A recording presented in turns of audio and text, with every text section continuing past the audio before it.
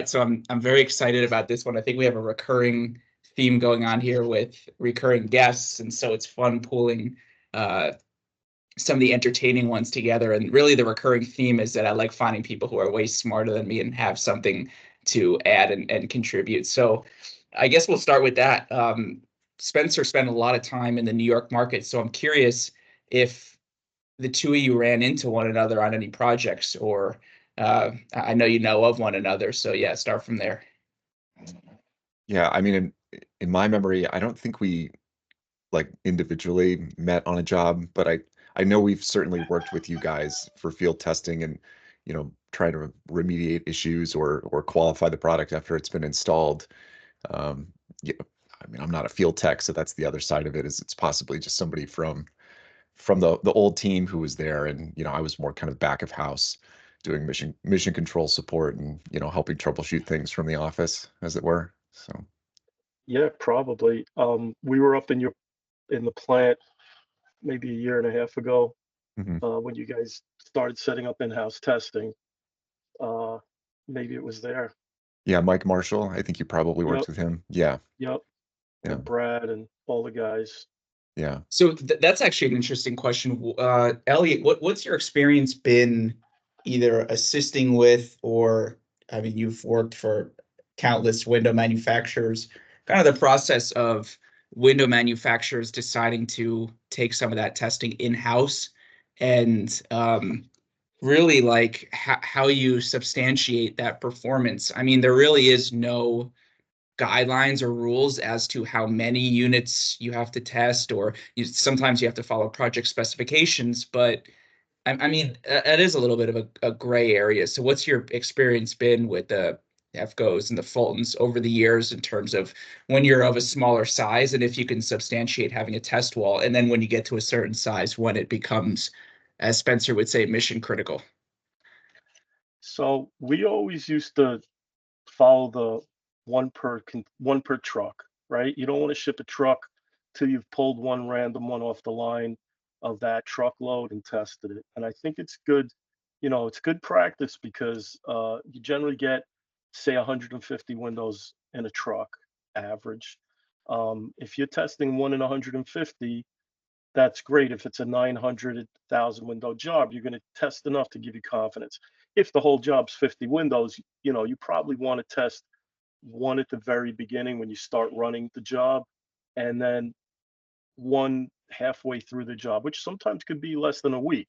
So it requires a lot of planning and coordination to get two windows in different stages of production off the line into the lab, the internal lab, tested, and then back on the truck. So really, I think the people who are successful doing it really put a lot of effort and thought into not just whether or not they will test, but how are we going to do it effectively without screwing up production.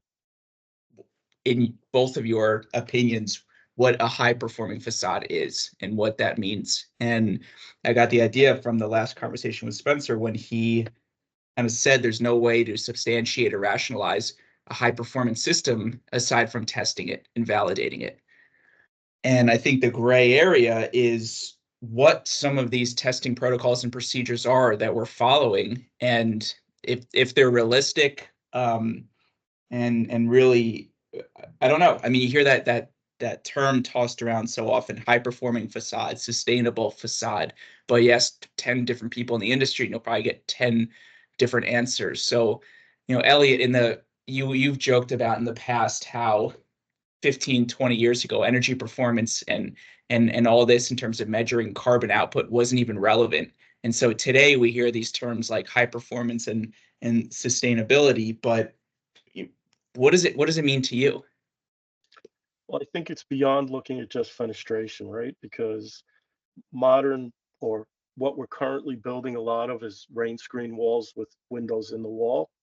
And people are very accustomed to and familiar with, or more accustomed to and familiar with, testing windows both in the lab, doing a mock-up in the field, but they don't think about the wall. And just yesterday, we were on a project that is being built to vigorous passive house standards, and we went to test the window. It's sitting on an unwaterproofed sill because the opening was too short.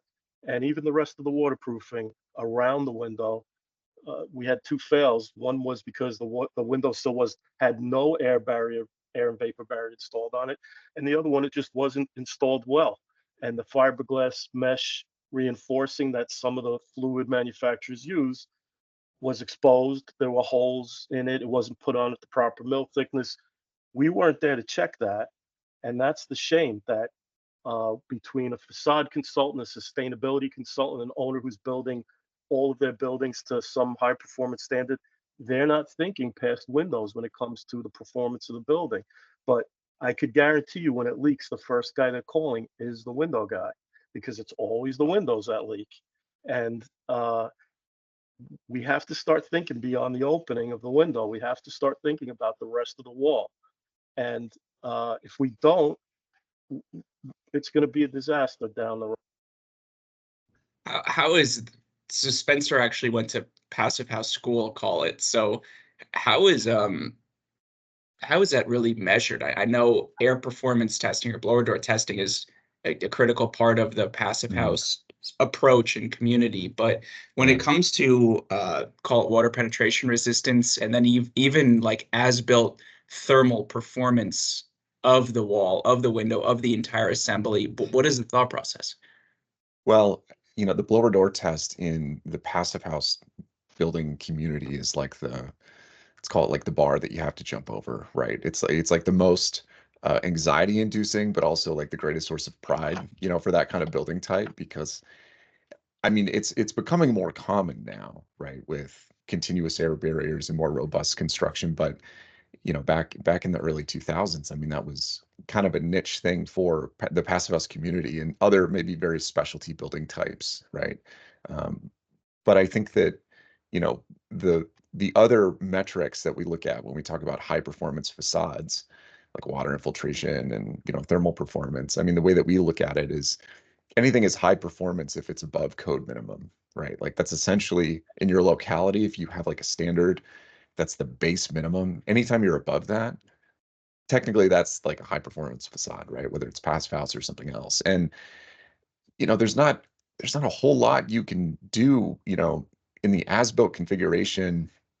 The blower door test is great for air barrier continuity. And a lot of times if you have air barrier continuity, you can also have waterproofing barrier continuity. It depends on the wall system. But, the other beneficial tool is thermal imaging, and there's some great like examples of projects where, they build a beautiful, architectural masterpiece, and then you use thermal imaging to look at the heat flow through the building, and you can see that there's massive thermal bridges. There's like a very quick kind of visual reference that can be established to determine where the problem areas are if you have discontinuous insulation or, details that weren't executed correctly. So that can be a helpful tool, but at that point, it's like buildings built. So then you're talking heavy remediation. A lot of this stuff you have to catch when you're doing the application of whatever thermal barrier you're putting in the building. Whenever the insulation's going in, that's when you have to catch that, right? Waterproofing is tricky. Waterproofing is like the reason why the window guys always usually get stuck with it is because there's like pretty clear standards around window performance for water infiltration resistance, right? And you're almost always testing windows, right? Because historically that was like the weak point of the facade was the window, and then as Elliot's mentioning, like more often than not, you go to test the window and you find all these other issues that have nothing to do with the window, but it's at like interfaces, where it's at tie-ins, and that starts to reveal, weaknesses in those transitions throughout the rest of the facade. So, in my experience, qualifying the water, tightness or integrity of the wall has always started with the window typically, or the openings through the wall. And then you kind of discover the problem and it escalates if there is one. Well, Elliot, it like so if we think about these three areas where we're testing, we're trying to validate air, water, and thermal, and you could say air contributes to the thermal performance. Water is pretty easy to determine depending on how the spec language is written. What's considered a pass, what's considered a fail, and what's deemed acceptable, by the owner. Well, why don't you interrupt because I see your face wanted to say something. It's You guys hearing me? Yeah. Okay, sorry. Yeah, it's shocking how much disagreement there is on what constitutes a water leak among professionals. If it breaks the innermost plane of the frame, if I see a drop of water, if it happens at 14 minutes and 59 seconds into the test, and of course, at what pressure, right? And this is a big one. What are we testing at in the field? And some people think when it comes to the test pressure for water tests, more is better. And more is not always better. Applicable is best, right? What should you be testing this at? How tall is the building? How much exposure does it have to wind? How much, where is it? If it's in Arizona, are you really as worried as you are in Maine or Boston? Probably not. You know, it doesn't rain that much in the desert as it does on the East Coast, on the Eastern Seaboard. And height, you know, I have to admit, as an industry, we're really bad at this. You know, AMA, and I'm going to call AMA out here, needs to do a better job of educating specifiers on what's appropriate for different types of buildings. The materials out there, there just isn't maybe time or personnel or motivation to get out there and explain to people why a 5-story building doesn't need a 12 or 15 PSF field water test that's in the middle of, you know, New Jersey. It just, it's not reasonable. It's not reasonable. Now, once it's in the specifications for a project, you owe it. So the flip side of that is complaining about it after the salesman sold the job is not helping anyone. Because if you said yes, you owe it to them. And it's my job to make sure the owner gets what they paid for. If who said yes? If the installer, manufacturer, and GC all said, sure, we own the construction documents. Whatever's in that specification, I own. You can't go to the job site afterwards and sit there on a gang box starting to talk about, well, that side of the building never gets wind on it. And I have an HC30 in this, my fixed window is an HC80, my operable is an HC40. So we should only test the HC40. No, whatever's in the spec is what you owe. So what was the purpose behind the AMA field reduction? Because it's the field, right? And the conditions are not perfect. That window was manufactured, put on a tractor trailer, unloaded off a tractor trailer, put on a sheetrock dolly, rolled around a job site roughly, stored, moved again, figured out it was on the wrong floor, taken up the hoist to the 7th floor instead of the 4th, and then put in the opening, which is rarely perfectly square. And then we're expecting it to perform the way it did in the lab. In addition to wind blows while we're doing the test. We have power, you know, it's a job site. Electric is not what we call clean at a job site. So we get voltage going up and down. If the hoist, somebody's cutting tile, somebody's using a hammer drill, my my voltage goes from 120 down to 90. My motors compensate, and when it comes back to 120 in a zap like that, the motors want to compensate again, but they can't do it fast enough. So you get spikes. So all this contributes to why we should reduce the test pressure in the field. And I think the field reduction's always been reasonable. Reduce it by a third. That may have been an arbitrary number, but I think it's reasonable. And honestly, I wish more people would accept it, because it's not our job to go out there and fail people or pass people. We just want to see if everything is going to work for the owner for the next 20 years. And it's not a badge of honor to say you passed, and it's not a failure to say you failed. It's a matter of figuring out what we did wrong and getting it fixed for the rest of the job. So what has your experience been, Spencer, with on projects, a hit or miss rate of them accepting or declining the field reduction? Well, what's interesting in my experience with that is, and I don't know if this is a relatively recent thing in the industry of, you know, facade specifications and performance specs, but, you know, I've been involved in projects where there's an intention to remove the field reduction and to maintain kind of the laboratory test, you know, criteria for the field as like a representation of a higher quality, you know, goal for the project. It's like, rather than accepting the typical field reduction, it's like very explicit in the spec saying no field reduction. And then the justification, you know, is that, well, this is a better building than what's typically built. And that's really difficult to kind of rectify or to consider as like accurate when these committees who write these test standards do it for like the whole industry, right? So it's not like that arbitrary value was decided by one person. Like there are committees behind this. There are revisions to the standards that are, debated, on a recurring basis and used across the board. And so, you might be like in New York, and on one side of the street you have a building where they're mandating 15 PSF in the field, right, for water infiltration resistance. Across the street, right, same exposure category, same building type, they're accepting the field reduction, right? But it's this perception. There's a perception now, I think, or maybe it's marketing on the side of facade consultants and architects. I'm not sure. It's this kind of goal to say like we're trying to push the boundaries and like increase the standard as a way to say like this is a better building. But in this case, I don't know if I fully agree with that. Like personally, I think that what Elliot's saying is like the reality of like construction, field construction, which is that you're dealing with so many different parameters that have an impact at the end of the day. And there's this reality, as we've talked about before, that these test standards, they're not representing like the natural condition. It's like a conflated thing that's like much more aggressive and much more robust.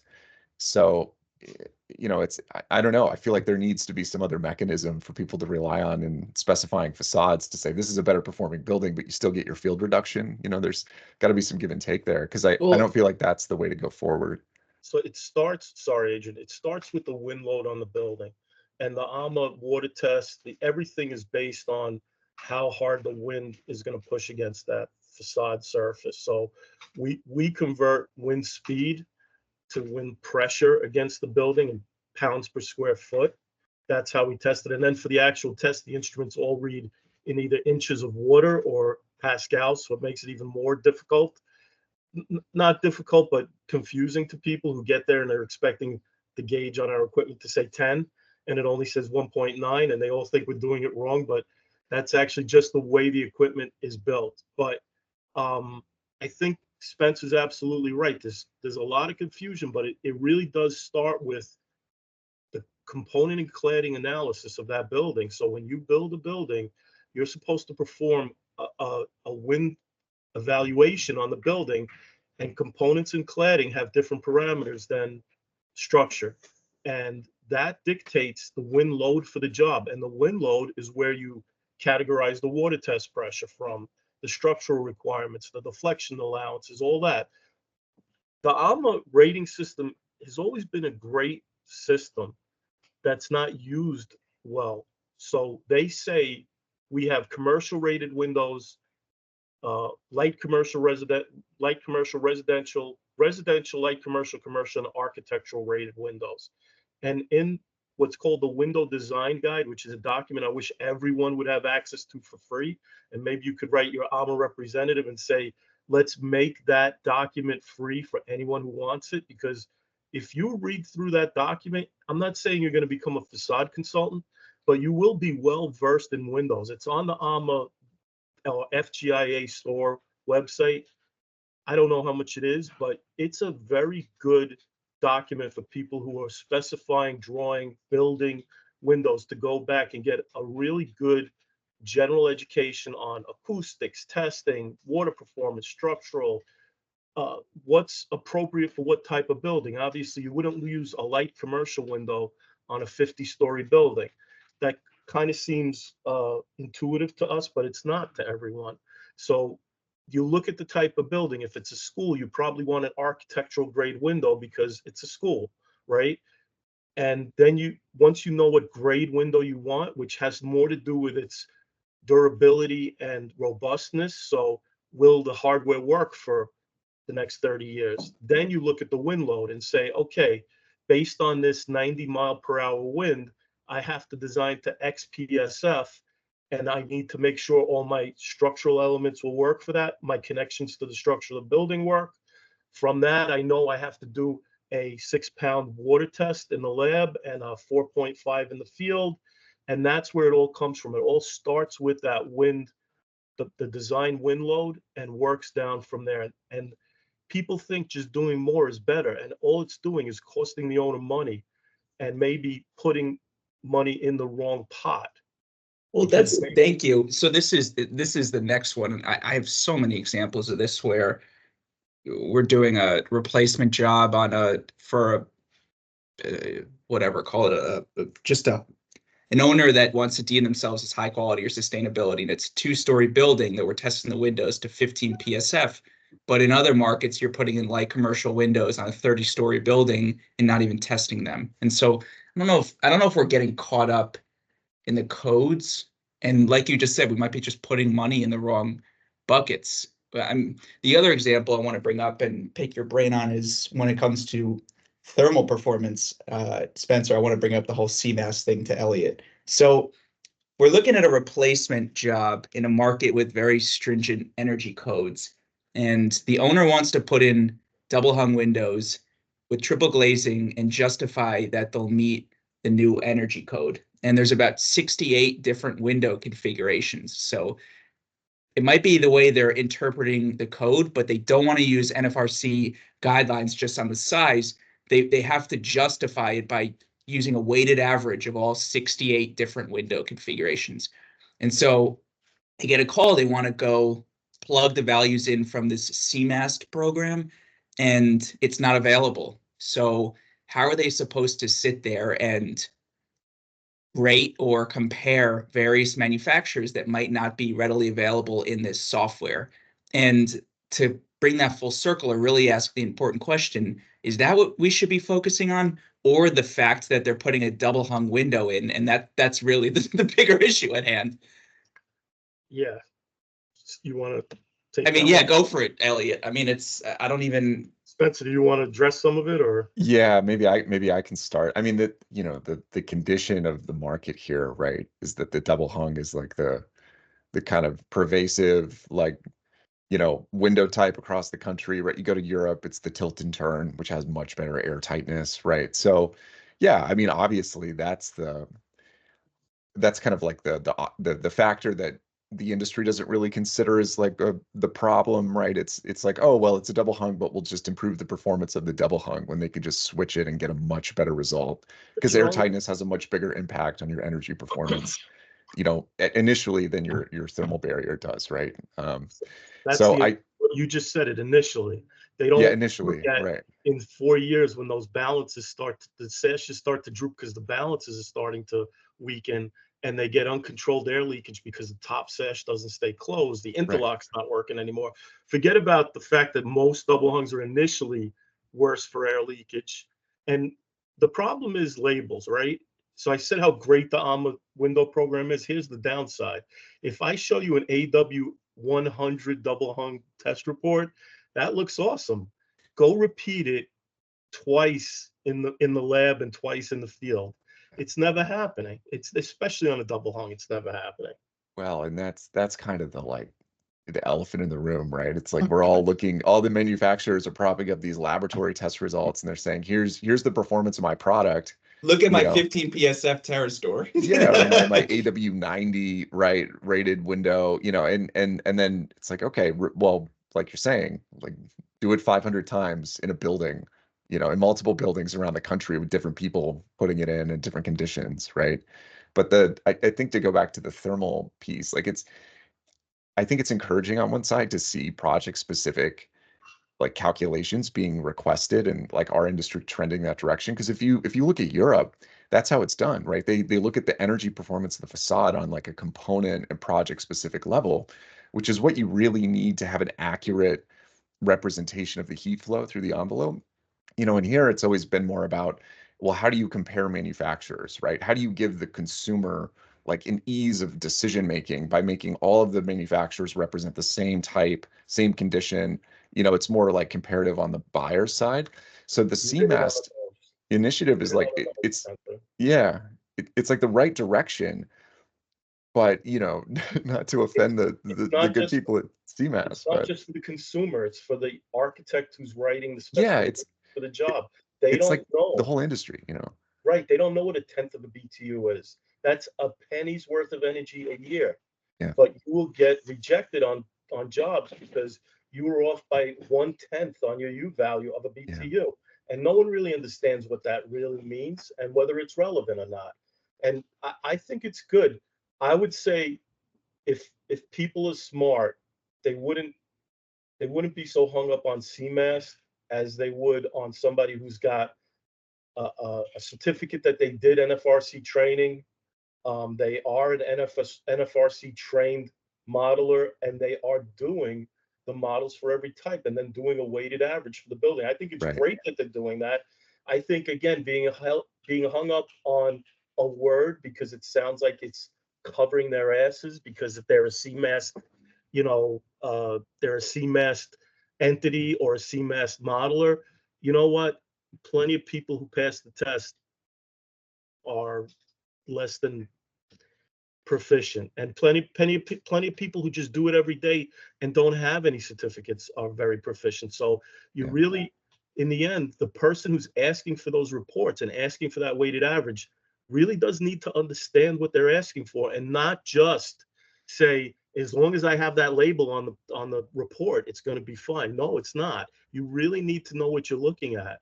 And again, do you want to use standard conditions, or do you want to put the conditions in that you're going to have at the building? We have something going on in New York now that I think is crazy.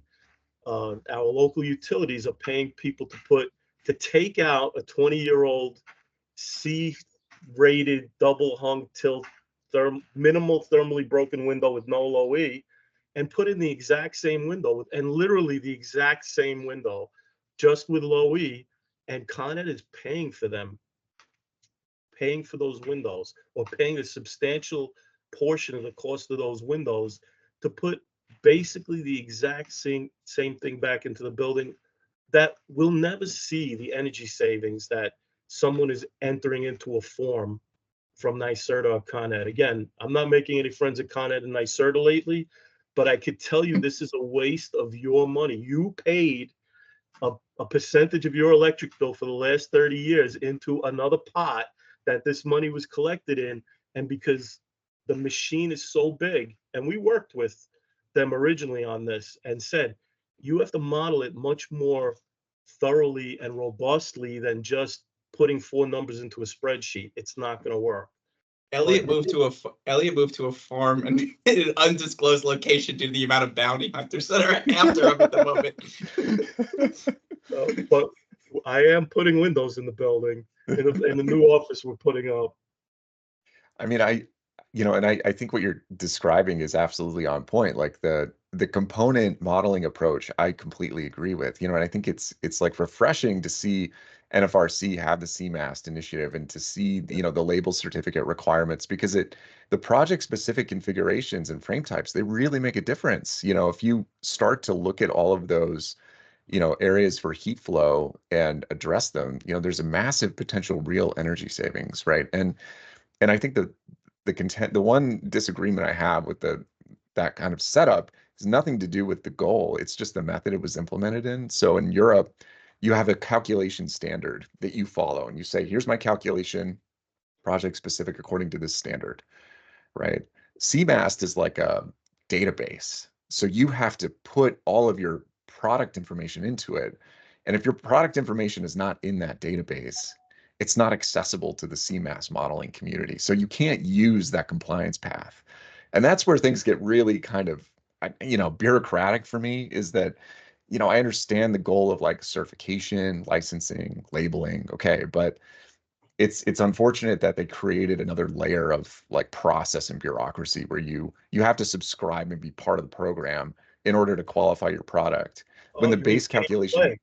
You well, and mean it's like pay the to play? calculation underneath is like, it's just physics, right? Like we can write the standard for the calculation. You can do a simulation in Therm and, do your component modeling and do the weighted average, and you get the same result, right? So it's challenging for me because, we see this in California a lot too. Like windows have to be labeled, right? Building code requires it, and so there's like, how do you, I don't know, Here it too, it's makes it just more not challenging to enforced. implement. Yeah. It's required everywhere now. It's just not Yeah. enforced much. But Right. it's because again, people don't understand it. Well, I'm going through that right now. We're doing the revision for Chapter 17 at New York City DOB, and we're looking at all that, and we're looking at the fact that You know, you cannot legally sell a window in New York City that doesn't have a structural label on it, which we always refer to as air, water, structural when we do a test. So you would do all three, but according to the building code, you are supposed to, when you inspect those windows, see that label. And you have to check that the label is for a size that was larger or at least as big as the biggest size on the job. And that isn't being done at all, at all. And if How often are and well, to take it down to just the glass, you know how you see the little ANSYS 97 sticker on the glass for tempered glass. It is that actually enforced from what you've seen over the years to verify the heat treatment? I mean, I've seen it on Yeah. almost every project where it's required because it's a life safety issue, you know, and Yeah. there's usually very little flexibility and there's a lot of scrutiny over that just because of the risk, you know. Yeah. So yeah, that's very common. I've seen that being qualified through field inspections almost always. Yeah, me too. We see that as being something that people are checking on and picking up on more often. And I don't really see much. I don't see many people trying to get away without using tempered glass or safe For glass. sure. And I think that probably took years or decades to become the norm. And so I wonder how much of this, how many years it's going to take for people to understand the implications and see any of this actually implemented. Yeah, I think it starts with education. Like I said before, the industry groups, AMA, the Glass Association, or FGIA, which is AMA and the insulated glass manufacturers, the NGA, they have to start doing more to educate people, specifiers, more than just you need to use bird glass. They really do need to start. Nothing against the bird glass people, but um, it we have to get back to basics with it. You know, people, we assume that everyone understands how these things work, and they really don't. Down to the basics. Like I said before, it starts with the component and cladding evaluation of the building, and then you move from there. But I would guarantee you that 90% of the architects you work with don't really know that that's the starting point for specifying the performance grade of the window. Yeah, I mean, it's going to sound silly, but I've experienced this now multiple times with Spencer, where you'll just ask for the design pressures for the cladding, and it's not always readily available information. Yeah. Yeah, it's interesting. You know, the structural engineers on superstructure design, they put it together eventually, you know, through the process of designing the structure of the building. And, you know, there's like this, I think, misunderstanding in some project teams about who's responsible for confirming and qualifying that value. You know, sometimes they put it on the facade contractor, sometimes it's on the facade consultant, sometimes it's a structural engineer, sometimes they just give you the criteria, right? There's no wind tunnel. So yeah, it's unfortunate that there isn't more of a consistency across the industry with saying, here's what you have to provide. You know, here's, you have to qualify for the building code and provide it. You know, much in the way, I mean, I know this is totally different, but you know, if there's an ADA requirement or a tempered glass requirement, the rules and regulations are very clear in terms of where those are applied. I mean, there's ADA consultants that, you know, debate certain topics, okay, but I think in general, like there's pretty clear criteria, and it would be so useful if like the structural cladding design pressure for facades was just part of like the criteria that needed to be provided to qualify everything, right? Like if that was just, it's like, yeah, it's like the U value, like you just always have it. It's always provided by the project team, you know, but that's not the case. It's funny. Elliot, those air tests that you do with the, I never remember the right way of saying it, basically the colored, when you do, what do you do? You just, those videos you've done before where you're doing air infiltration testing and you add color to the smoke just to illustrate or demonstrate to people how much air leakage there actually is through the interfaces. Um, how often do you use that, and do you think it's a helpful tool? I do. I think it should be done because air is funny.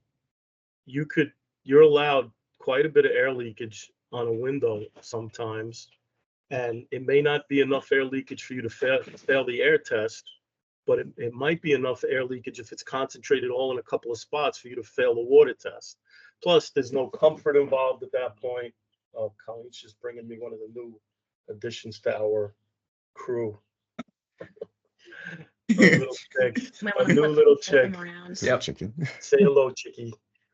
The new mascot for the podcast. New mascot, the podcast. So I asked that because I think that that exercise is very eye-opening, just to see how much air is entering. So water, a leak is a leak, and air, that is what it is. But what exercises do you think, or I don't know, examples have been most eye-opening to demonstrate to people how much thermal bridging is actually happening in these as-built conditions? Showing some of those, that thermal imaging, or what have you noticed gets the biggest reactions? So obviously, when you start to see condensation and frost formation, that's a good indication that you've got an issue. But lots of times, again, it's not happening at the fenestration because there's been so much focus on thermally improved frames that our systems are probably pretty advanced compared to some of the construction we see going on. Forget the Also, fenestration, the wall we were looking at in your lab, where you're yeah, talking about, all the brick ties and shelf angles that might be contributing to thermal bridging. What can you display or show people the so impact that's happening behind that wall? start with the thermal imaging, like Spencer was saying. That's a good way of, it's like smoke, it shows you where it is. And now we're developing systems to be able to actually measure the flow of heat. So heat flux, it's called. We've been developing for the last 4 years a system to be able to quantify how much heat loss is happening or gain is happening through a specific area, whether it's a window jamb, a steel stud location on a rain screen wall, a dropped lintel above a window, the sill, an exposed piece of concrete, whatever it is. There's ways for us now to quantify how much energy you're losing through those things, which has all been theoretical to now. We've been able to model it in similar software, but honestly, the modeling is static, right? So it's not a dynamic model. Even the 3D ones, they take in surrounding conditions rather than just one plain flow of heat. But there's still models, and it's hard to model an existing building. It's easy to model something you're going to build, but if you want to get an accurate model of a 100-year-old building, you're going to do some expensive probe work that's going to disturb material you may not want to disturb in an existing building. We've been developing these heat flux sensors and a data logging system to measure that, and then apply the measurements to a site-specific weather model. So we take, I like to say, 8,760 hourly air, wind, and temperature differentials, and we apply what we measured to those changing conditions to see what's the real impact of this. Because in the end, it's good that we're talking about these things, but not being able to quantify it correctly is not helping anyone, because we may be spending money where we don't need to spend it. One of the major heat loss areas we see in buildings is directly behind radiators. Steam and, sorry about the rooster, he's a little loud this morning. One of the major areas we see the most heat loss is behind heating equipment. So if you have a steam radiator in a post-war building and it's an inch off the wall, it's called a radiator because it radiates heat, and it radiates heat 360 degrees. So some of it's going into the room and some of it's going right against that exterior wall that has likely no insulation in it. If it has any kind of infrared barrier or reflective barrier, it's minimal. And those only get you so far because they heat up and re-radiate the heat anyway, if they're metal. So we think where we should be concentrating, at least in the short term, is behind all this heating and cooling equipment that has a very concentrated load. So the rest of the room is 72 degrees. Right behind that radiator, that convector unit, it's 180 degrees in there. So you have five times the amount of loss, because it's not linear, concentrated on a 2x2 or a 2x4 area in the room that you could insulate much more easily than trying to do the whole wall, right? And that's where we think money should be spent. They also happen to usually be right under a window opening. So, we're not helping it there either, but that's where a combination of looking at a window for performance for those specific conditions and putting concentrated effort on insulating right at that very bad spot in the building. That happens in every room. And maybe that's a way of getting to the goal quicker than trying to get people to digest the full facade replacement, right? And I personally think this will get you to 60% of what you'd get with ripping off the outer layer of brick and putting up an insulated rain screen wall. I'm not against that. I just think phase one has to be a plan to get you through the next 5 to 10 years till you can afford to reclad your building. And, you know, some super high performing vacuum insulated panels behind those radiators and a window that performs really well is the way, you know, to go for most people who have buildings that are worried about local law 97 or the equivalent laws that are coming in Boston, Seattle, LA, and elsewhere. And it's a combination, and you need the window guys or the facade guys to work with the mechanical guys to work on this. It has to be a team effort. Yeah, it's going to be hard to get in the way of those Con Ed windows.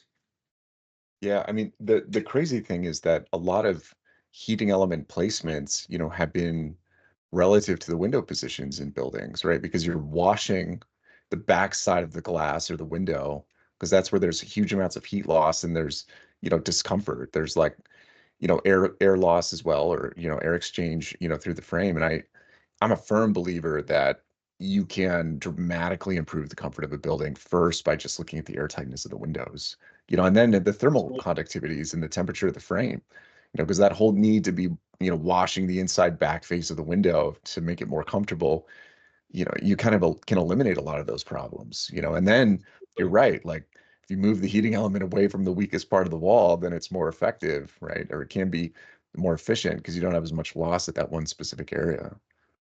Yeah, right now there's programs to put a reflector behind them or a radiant barrier behind radiators.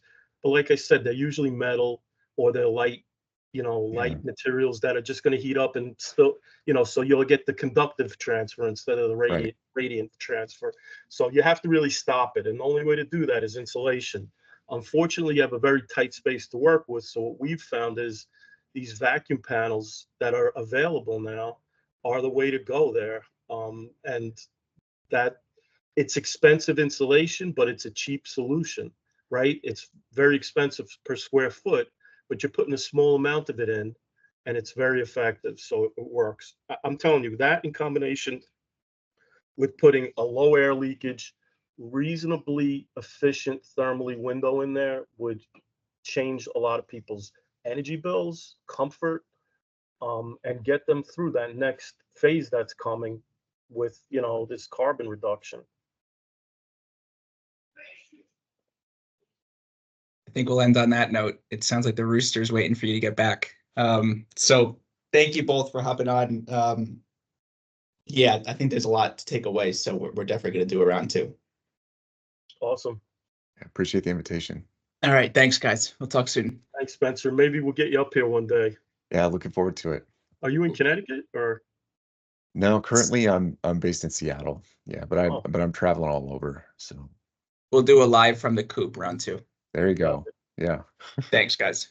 Thank you, guys. Have a good one.